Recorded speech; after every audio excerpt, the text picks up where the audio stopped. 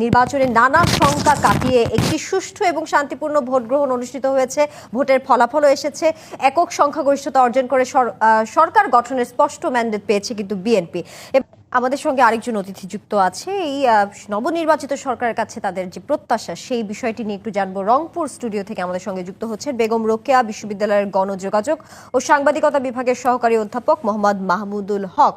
মোহাম্মদ মাহমুদুল হক, আপনাকে BRB cables উৎসবের ভোটে স্বাগত জানাচ্ছি। আপনার কাছে জানতে চাই, উত্তরাঞ্চলের কৃষি নির্ভর একটি অঞ্চল রংপুর, সেখানে কৃষকদের নানা সমস্যার কথা বলা হয়েছে, যেমন কৃষকদের ন্যায্য মূল্য কিংবা সেচ ব্যবস্থা নিয়ে যে সমস্যাগুলো আছে সেগুলো নবনির্বাচিত সরকার বিএনপির ইশতেহারে কিন্তু আমরা সেই বিষয়গুলো উল্লেখ আছে। কিন্তু আমি একটু কথা বলতে চাই উত্তরাঞ্চলের অবকাঠামো নিয়ে, বিশেষ করে সড়ক কিংবা শিল্পায়নে এখানে বিনিয়োগ বাড়াতে আসলে সরকারের সামনে কি কি চ্যালেঞ্জ রয়েছে, আপনাদের প্রত্যাশা কি নবনির্বাচিত সরকারের সামনে? আমরা জানি যে রংপুর অঞ্চলটা একটা অবহেলিত অঞ্চল।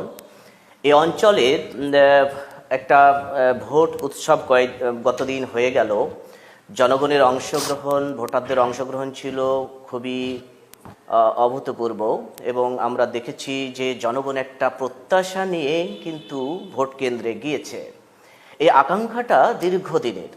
আমরা জানি যে এই অঞ্চলকে একটা মঙ্গা পীড়িত অঞ্চল নামে একসময় কিন্তু অভিহিত করা হতো, কিন্তু সেই অবস্থা থেকে যে খুব বেশি উত্তরণ ঘটেছে সে কথা কিন্তু আমরা বলতে পারি না। কৃষিভিত্তিক অর্থনীতিটাই এখানে প্রধান অর্থনীতি।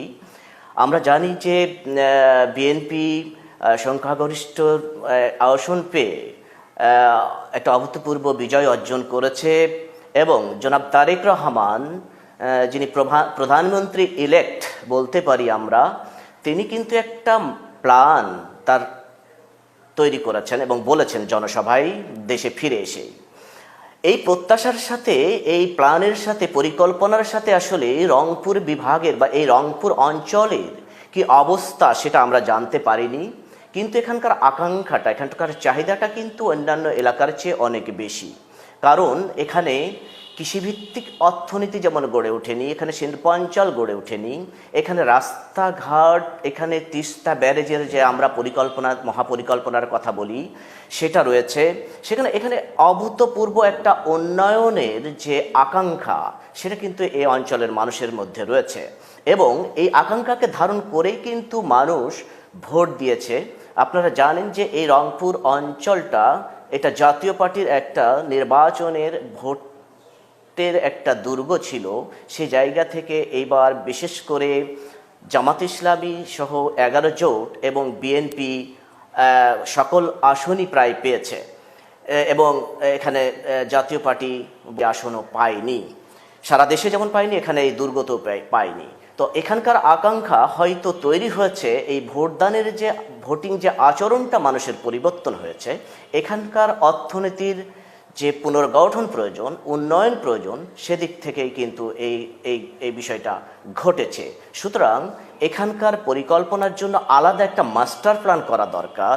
এটা আসলে জাতীয় পরিকল্পনার সাথে ইনক্লুড করে নয়, একটা আলাদা একটা পরিকল্পনা প্রয়োজন। কারণ এখানে অনেকগুলো সমস্যা বিদ্যমান। এর মধ্যে স্বাস্থ্যগত কিছু বিষয় রয়েছে। আপনি জানেন যে দীর্ঘ সময় ধরে এই অঞ্চলের মানুষ আয়োডিনের ঘাটতি একটা রয়েছে এবং এখানকার ক্রপসে, এখানকার নদীর পানিতে, মাছে, এখানকার খাদ্যে আয়োডিনের একটা ব্যাপক ঘাটতি রয়েছে।